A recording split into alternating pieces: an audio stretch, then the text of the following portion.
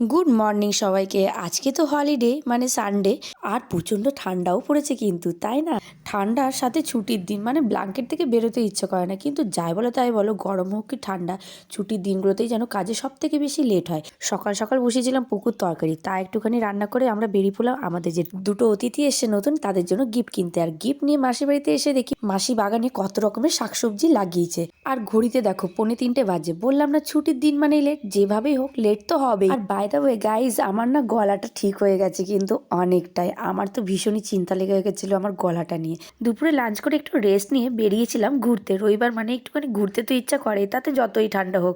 আর দেখো মাথায় অনেকদিন পর আমি এই রুমাল টুপিগুলো পরলাম, সেই স্কুল লাইফে পরতাম আর এখন পরলাম। আর আমরা ঘুরতে বেরোবো কি, একজন ফোন নিয়ে ব্যস্ত। আর রাজা মলে ঘুরতে নিয়ে এসে বলছে তোমার কোন ব্যাগ পছন্দ চয়েস করো। আসলে কি বলতো, আমাদের অ্যানিভার্সারি আছে, তার জন্য বোধহয় রাজা আমাকে গিফট দেবে। তো আমি কি নিলাম অবশ্যই জানাবো নেক্সট ব্লগে। আপাতত টাটা।